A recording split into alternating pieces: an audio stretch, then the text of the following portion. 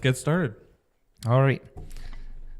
Episode 2? Episode 2. We don't know how episode 1 turned out because we haven't edited it yet, but leap of faith here. We're going to hope this one goes well. Sorry about my hair, everybody. I can feel it's just going everywhere. Looks nice. Swoops a little bit on top. Swoops? Yeah. Just a little swoop. Yeah. Okay, cool. Get started. Yeah. All right. What are we here to talk about? We're going to talk about pipeline marketing today. Pipeline marketing. Yeah. So when you think pipeline, what's the first thing that jumps into your mind? Marketing. Marketing? Oil, gas. Yeah. Yeah. So Keystone XL, Trump, Trudeau. Government, for sure. Yeah. Yes. Red tape, Alberta. Also. There's a lot of stuff. Keystone is crazy because that started and stopped and started about 100 times so far. So, yeah. But when we talk about pipeline, that's not what we're talking about. No. Today we're talking about sales pipeline and a little bit about marketing funnels. When you have a company that's busy, sometimes it's hard to have that incentive to say, hey, let's go out and do some marketing.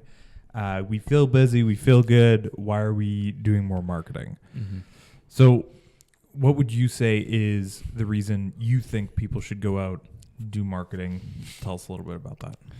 Like even when they're busy, Mm-hmm. well, just because you want to keep your pipeline full for when you're not busy. Like whether or not you have a slow time or not, there's always going to be a time where you want more work. Sure. Yeah, and leads are always good. Yeah, and the time when you're scrambling, when you run out of work isn't when you want to start getting your funnel going or your pipeline going, because there's a timeline. There's steps. Yeah. Sometimes what we talk about in the industry of like sales and marketing is a sales cycle, right? You might come into the pipeline and 6 months later convert. That might be the average for some B2B customers. That's really normal.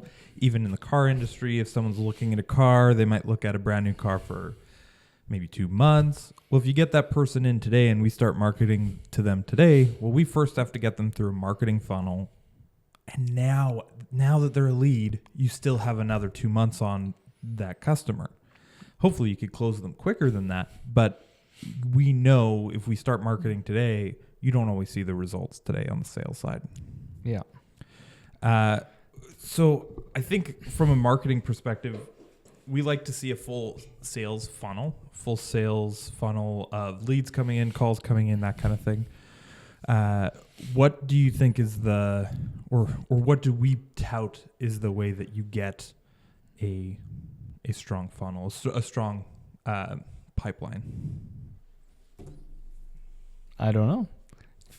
What is the thing? It's through a marketing funnel, right? So you want, just for everyone in the audience, the trick with a marketing funnel is you don't just immediately say, hey, come buy my stuff. I really want you to come buy my stuff because it's really good. You don't say that. You kind of approach people slowly. You kind of got to court them. You got to flirt with them a little bit. You start with awareness. Do they know who you are? If not, coming up and being that creepy guy saying, hey, you want to go on a hot date? Probably not a good call. So the first thing you do is you have to make sure they know who you are. So top of funnel, you advertise, you do an awareness campaign. And so when we're thinking top of funnel, it's always, okay, what's the awareness piece of this? Once people know who you are, probably still not the best people to you're not calling those people your pipeline.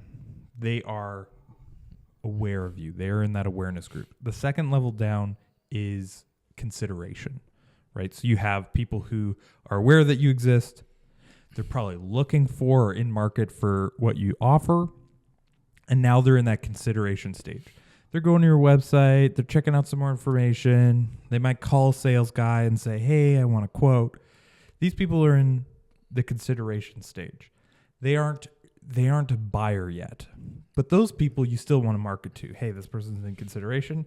Now what we're going to do is we're going to try to turn them into a customer. And so then you do conversion marketing. So you kind of have these 3 steps. You have awareness first. You move people from awareness down into consideration, and then from consideration down into a buying customer. It's not a one size fits all most of the time for higher end products. Sometimes you can one size fits all if it's like a free thing that you're giving away, or if it's a product people know and trust already. But that all that means is that they've moved through the awareness and consideration stage already. Once you have someone as a buyer, there is one more step that people often miss, and that's the remarketing. So if someone comes in and they buy something from you today, let's say they come in and they buy a car from you. Well, you want them in 5 years when they sell or are done with their current vehicle, you want them to come back and buy another one from you, because the lifetime value of that customer becomes much greater with repeat purchases. So you can remarket that person and say, hey, we have new interest rates. Hey, I'm calling you in. Hey, did you know we have a buyback deal right now? You could get a really good deal. We're going to give you the best deal that there is on your vehicle, and we'll get you into something new and better. So there's part of this funnel on the marketing side where we kind of say before someone's a customer into when they're a customer. But on the pipeline side, as soon as someone calls in and they say, hey, I need a quote, or they're going on the website, that person's a lead. You want to start reaching out to that person, and that's kind of where your pipeline starts. So even if you're busy, we don't have to do conversion advertising for you. We could do one step ahead of that. We could do the top of funnel advertising. We could do the, hey, just so you know, this is who we are, and this is what we do, this is what we care about. You can do that advertising without having to jump into all the other stuff. So I think maybe you could speak to we get a lot of the question of, hey, I'm busy, I don't need advertising. What is usually your response to that? Well, it would be basically what we said before. You're busy now, but you want to have a pipeline going for when things slow down or when you want to grow. The other thing is you're busy now and you're not marketing. It seems like there's probably growth potential there. You want to be growing. What do they say? If you're not growing, you're shrinking. I don't know if that's necessarily true all the time. Maybe it is. But there's also a piece of, if you have, hey, I'm really busy. Well, do you want to double your company? Do you want to double your business? Mm-hmm. You maybe can if you're busy enough. So maybe today you turn away jobs, but if you have enough jobs coming in, all of a sudden it justifies more business, justifies more staff. So all that stuff coming in. Multiple pipelines for different services. Right. So when we're talking about, there's lots of companies where you have a sales cycle. You talk about Halloween stores. Halloween stores literally sell for 1 month of the year. Well, those stores redecorate and they have an alternative product that they sell in Christmas, which is Christmas stuff. And then there's Thanksgiving stuff. And they end up being a seasonal store because you don't want to be busy for 1 month of the year and then dead the rest of the year. Most sales cycles aren't that regimented. But if your sales cycle is, hey, everyone buys in the Q1, well, then you want to be able to go out and say, hey, in Q2, what is a product I can cross-market? Hey, this is in our field. And then what you do is you say, okay, let's build out different funnels. And you can have people coming down different funnels into pipelines that are really specified to them. Hey, I don't need to advertise to everybody that they need a new website, because some people have a great website. But to some people, hey, I have a great website and I have a great product. Hey, how are you distributing that? Do you need Facebook ads? Do you need Google ads? Do you need people landing on site? So there's different ways to advertise to people in different funnels, and it's really good to have a kind of a couple plates spinning at the same time. Mm-hmm. Yeah, and then along with that, complementary pipelines for different sales peaks. Yes. Yeah, absolutely.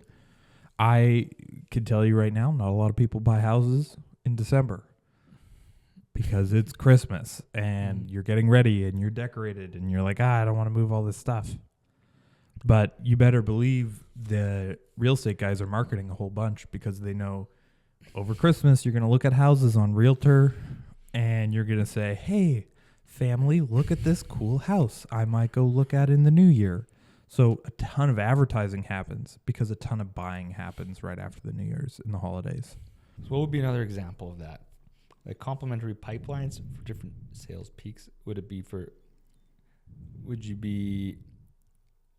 you combine that with different services and different sales peaks? Yeah, often you would. It's actually a really common thing in this area where we get cold. We're in Manitoba. It gets bitterly cold. The construction guys, they shut down for winter. And every other construction guy, well, he needs a bobcat because he's like a skid steer because he's doing construction. But he needs to make money in the winter. So he all of a sudden is clearing snow. Mm-hmm. So every guy out there, he's got two things that he does. He does his main thing in summer and he clears snow in winter because he knows that those peaks are completely opposite. It's kind of a perfect match for them. Yeah. There's lots of systems where that comes into place. For example, when you are talking about accountants, for example, they have all of this crazy Q1 because everyone's filing taxes. But then the sales cycle slows down. And so then what are they doing? Well, they're doing audits and they're helping people with back-end work. And so they really don't advertise things outside of their sales cycle. But when you talk about advertising for a sales cycle, you're always ahead. So right now, they're advertising, hey, come get your taxes done here. We do taxes. This is who we are. This is why you should do your taxes with us.